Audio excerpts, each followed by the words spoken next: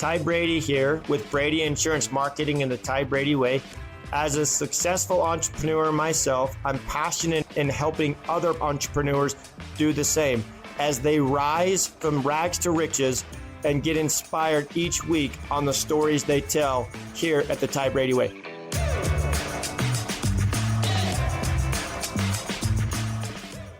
Welcome back to another episode of the Ty Brady Way, and I am excited to have Dysen Patterson on the show. And I wanted him on the show to give a little perspective on somebody that's starting out in the insurance business, maybe some, pros and cons, because it's been a while since I've been in that space, and kind of his journey and what we talk about. I think I tease him every day. I'm like, hey, 20 a month, right? 20 a month, because I know that if he's writing 20 apps a month, he's going to be just fine. So Dysen, first of all, your dad's been very successful in his space. And I think you told me this, and you can correct me. Your dad said something like, you're not going to, he's not going to hand it to you. What did he say? What did your dad say? You got to find your own way? What did he say to you? Yeah, so my dad's he's a very motivating individual. Like you said, he is successful, but he made it very clear at a very young age that he's not just going to give me everything. Okay. So, work ethic was something that I had to pick up quick. Okay. So, you're not going to ride my coattails, right? Does that sound fair? Yeah, exactly it. Yeah, it's time to put the work in. It's time to, build something for yourself. And, it comes from the most loving place. Yeah. And my dad's one of my best friends. So, and he's there to help me, and it was more of a teaching moment. That might come across as a little bit harsh to a lot of people. Mm-hmm. But having it come from a place of love and really just a place of learning of how to put in the work and how to, push through when things don't go your way. I think that's one of the most valuable lessons I've learned in my life. My dad, what I'd say, is the hardest working man I've ever seen, because he would work a day job and then he'd work at night for years. With 8 sisters and 2 brothers, he had to be the provider. And it's nothing he ever said, but it was that example that I saw, right? He never came to me and said, but my dad did very well towards the later part of his years and still does. But it was one of those things, I'm like, he was just always willing to work to provide. Yeah. And we're very family oriented, obviously family. Yeah. But just seeing how, obviously he puts his family first, he puts their needs above his, and, just listening to the stories of, when, things didn't go right the first time, or it didn't work out, or things were never smooth, like to get to the spot where he's at now, he had to struggle. He had to, learn and put the work in. And, obviously success comes with failure. I think there's a quote out there that says, no sacrifice, no victory. Yeah. And I think, that's been huge. Yeah. Why did you decide on insurance? Because there's different passive insurance, but why did you decide? Because, there's people that traditionally go to college for 4, 6, 8 years, 10 years, and you may have done a little college, I don't know, or maybe not, but how did you say, I'm going to settle on insurance, and then how did that transpire? So it's actually a funny story. So I just got back from a mission, and actually met your brother Mike. Yeah. And, we gotten talking, what's the plan now? Where are you going to go? What are you going to do with your life? And as a 20-year-old, I didn't really have a plan. I actually had a scholarship to the U that I did not end up taking because I just didn't think school was for me. Wow. I didn't like sitting in the classroom all day listening to someone talk at me. I'm someone who would rather go out and figure it out on my own. And, and you and I had talked about this earlier this week, actually. 5 years is going to pass anyways. So why not invest my time in something that I can build, right? Yeah. Instead of, putting it into school where, listening to a lot of my friends who are going to school, they're halfway through their major and they already want to switch.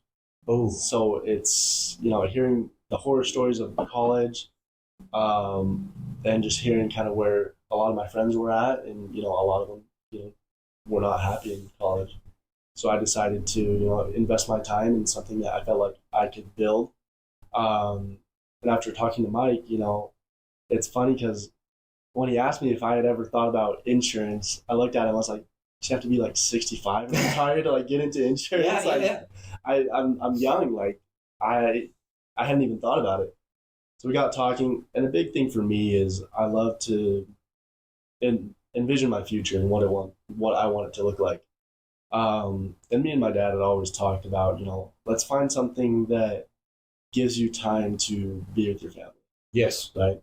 So after talking to Mike and, hearing that there is going to be a lot of freedom with, in the insurance industry, obviously that comes with a lot of hard work and, you have to build it up over a certain amount of time to get to that spot where, you can take time off and, that freedom does come after you put in the work. Sound like the perfect fit for me. I was talking the other day, and my 12-year-old just turned 12, and he was in the car, and we were talking, and he's like, "Dad, why doesn't everybody do what you do?" And I'm like, "What do you mean?" And he's like, "Well, you worked really, really hard for 2 to 5 years, and now you've never missed a football game, a lacrosse game, you've never missed a birthday party, you've never missed any of these things." And I said, "I have, but I've had work conflict," but he's like, "You're always there." And then my other boy jumps in. He's like, "Well, Dad, I didn't think you ever worked." He's like, "Because you were always there when we left for school, and you were home when we got home from school." Yeah. But they realize now they're like, "Well, Dad, it seems like you can, if you have your phone, you can work from anywhere." Yeah. And I was like, "I don't know." But then I asked the question. I think a lot of people, it's the fear, right? Definitely. And it's the unknown. But you've been in it a little over a year. What are some things you can tell people that are thinking like, "Hey, maybe this path isn't for me, or this path isn't for me"? What are some like things that you went through to finally decide, "Hey, I'm going to do insurance"? And then what were some of the things that you struggled with, and then what's some of the successes? I think kind of going back to, what made me choose insurance was the freedom that comes with it. Real briefly, you are in such a great position where you were there for your kids' sports events and all that. Again, I love my dad to death, and he's my best friend in the whole world. But he wasn't there for, my football games, for my sports events. And it's interesting because he was in the middle of building something and putting in that work to where he could be. Mm-hmm. And I have 3 other siblings, and by the time they were in their sports, he was to a point where he could be at those sporting events.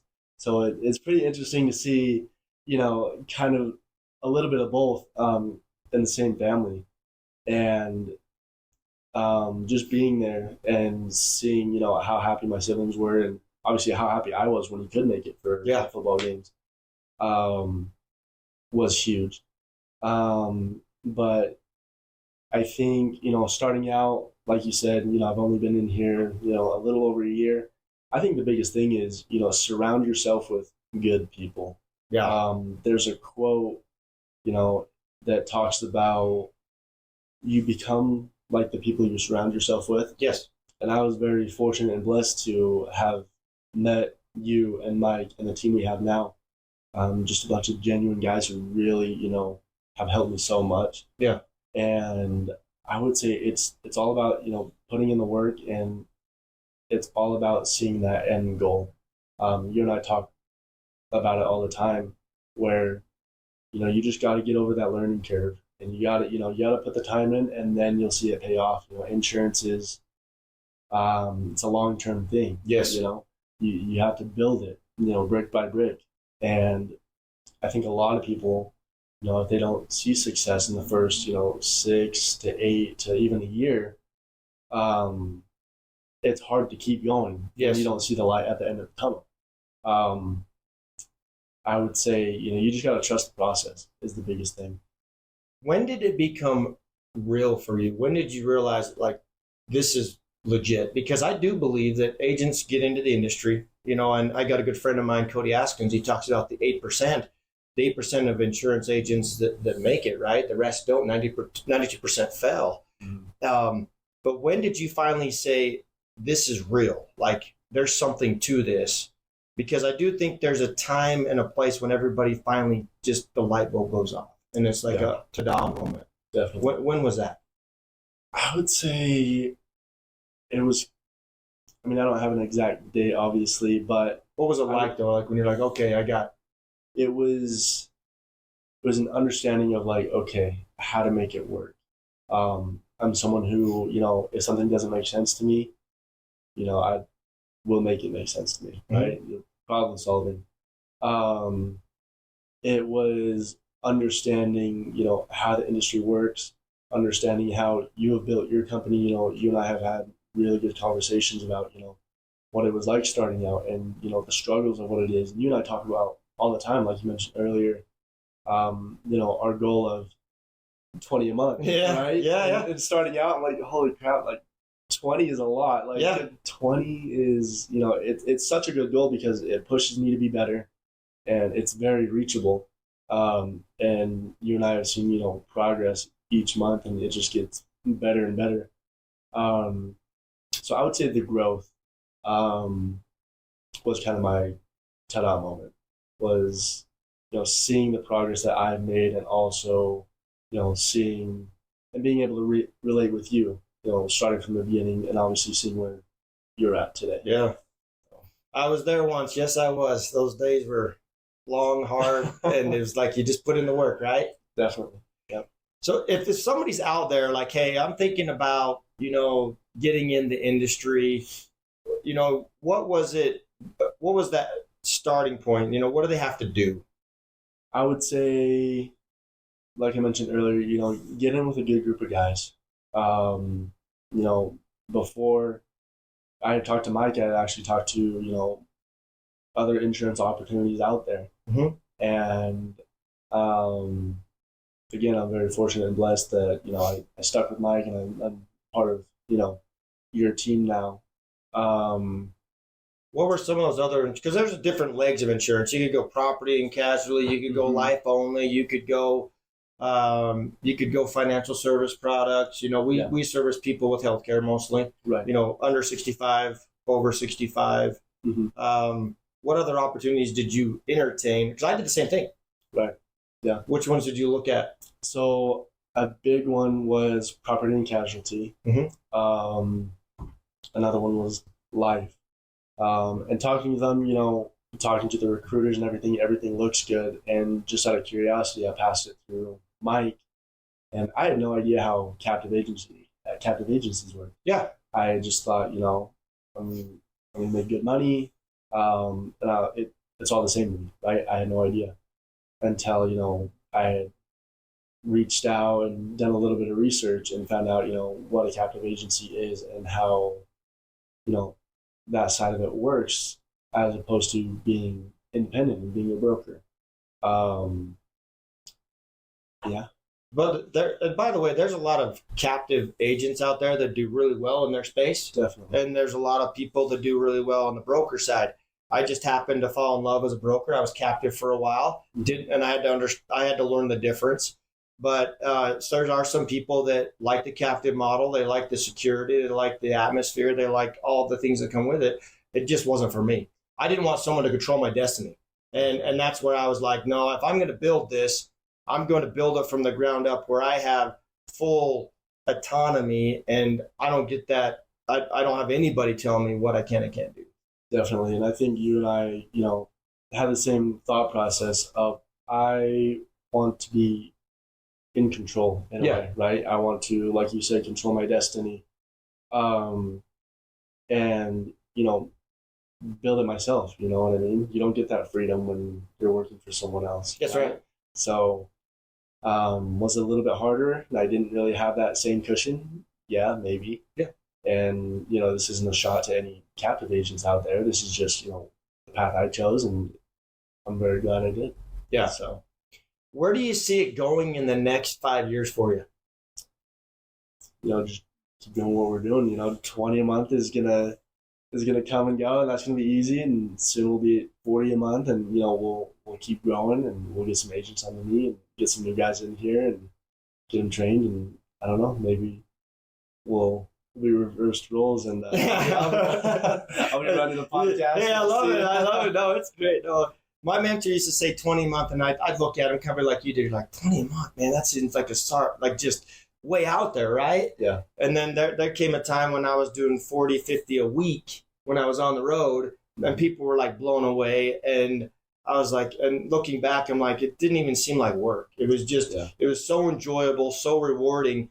And now I miss those days because, I mean, you know, somebody told me, Ty, if you get a high off of writing an app, you're in the right industry. You know, sales is where you need to be. Right. And I had to look at my wins differently. Now I look at my wins of, I have agents that make a 6 or 7 figure income. That's a win to me. And they have the financial freedom, or they're able to spend time with their families. Mm-hmm. And everybody's level of success is a little different. Right. You know, not everyone wants to build an agency like me. I never put a limit on it, but I didn't think I wanted to build an agency like this. I didn't say that wasn't the goal. My goal was to just feed my family. Right. And that it's like, so I met that, and then it just grew from there. And then, you know, a podcast show and all these other things that come with it. And then, like, you know, if I can make a bigger impact in the world, that's a win. Definitely. Yeah. No, I agree. I think, you know, same thing. Like I said before, like, insurance was not even on my radar. And then, you know, I got into it, and, you know, I've loved it. And a big thing that, you know, I love is, you know, genuinely helping people. You know, like you mentioned before, we're in the healthcare space.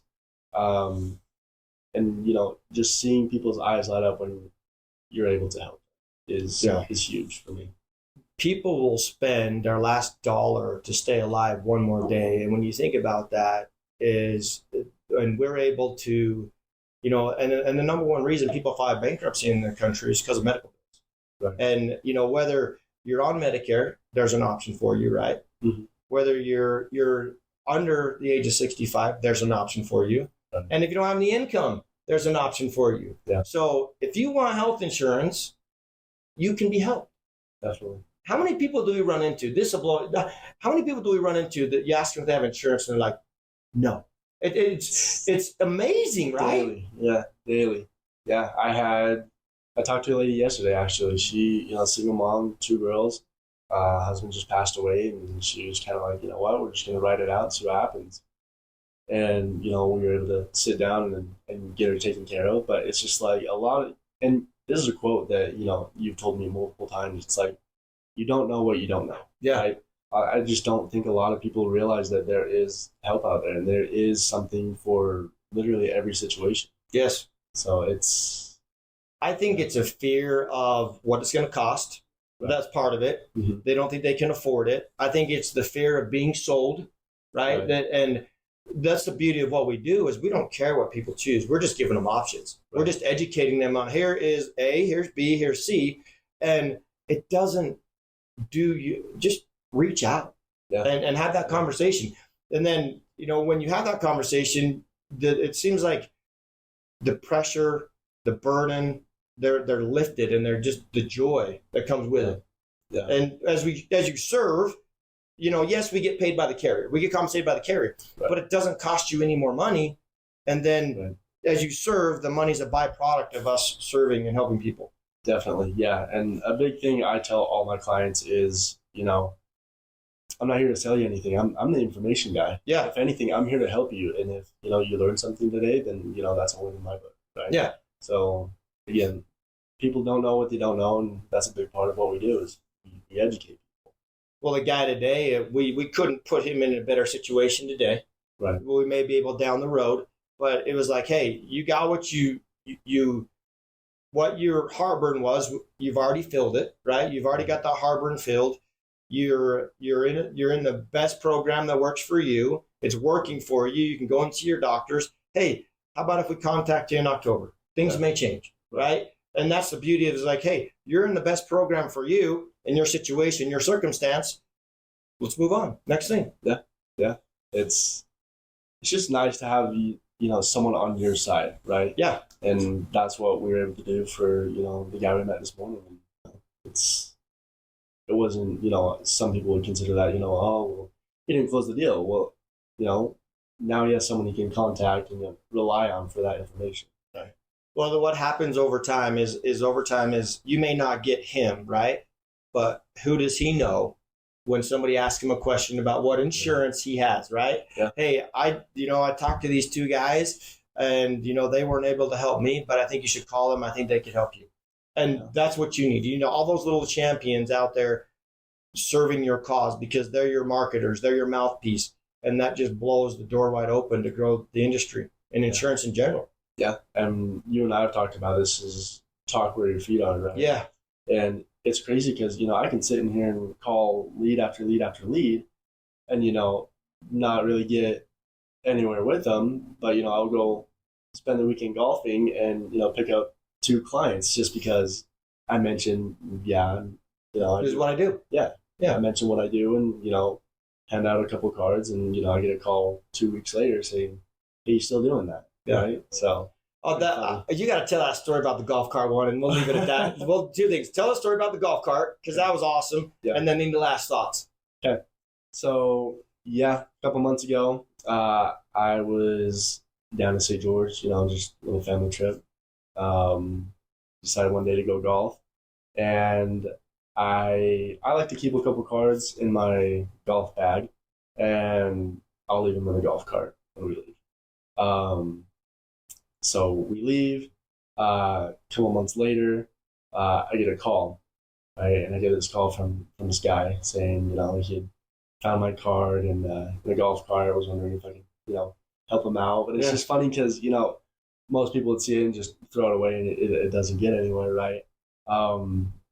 But in this case, he had reached out and, he, not only him, but other people he knows, like they need help with it and they have questions. And so it's just funny that, it's little things that you don't really think so much about that, they pay off.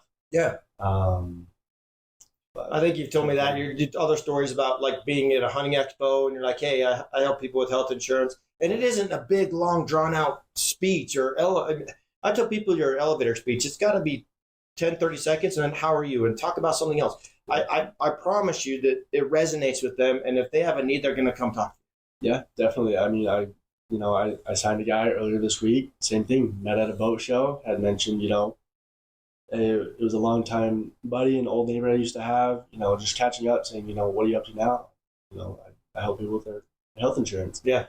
Didn't really think too much of it, and he ended up giving me a call and saying, hey, I have a couple of clients that have some questions and they need some help, and we were able to get them the help they needed. Yeah. But it's you crazy. do that enough. I mean, activity generates results, and if you did, I used to do 20 approaches a day, just telling people who I am and what I do.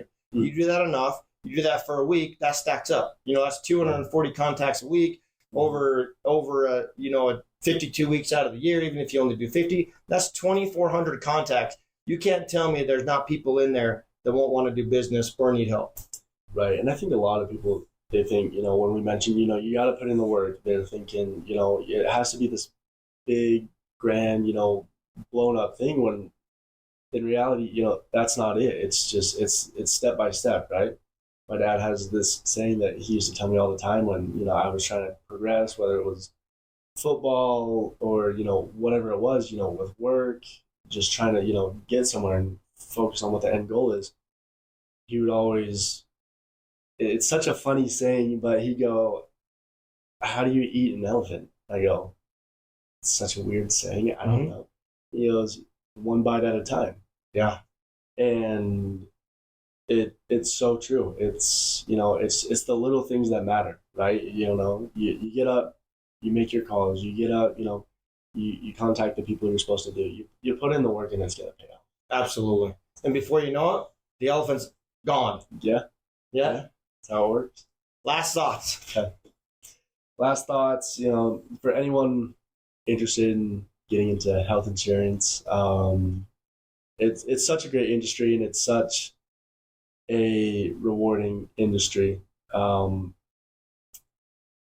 Like Ty mentioned, I'm still new to it, but it's been a blessing in my life. I think that if you are in the insurance industry right now and maybe, you're not getting the results you want, keep going, keep pushing. It's going to pay off. And just eat that elephant one bite at a time. Keep going. Dysen, thank you. Dysen Patterson today. As always, share, like, and subscribe, and we'll catch you on the next one. Thank you for listening to another episode of the Ty Brady Way. As always, share, like, and subscribe. Go to Instagram at ty.r.brady. And as always, love hearing from you. And let me know what you want to learn on the show or what you'd like me to bring up on the show. Thanks. You can find the Ty Brady Way on Instagram as well as Facebook. To stay connected with giveaways and Ty himself, go ahead and follow at ty.r.brady on Instagram as well as Facebook. This podcast was recorded, edited, and produced by Whitney Faith Media Marketing. And the theme music is an excerpt from Hot Chicken of the Woods by Isaac Joel.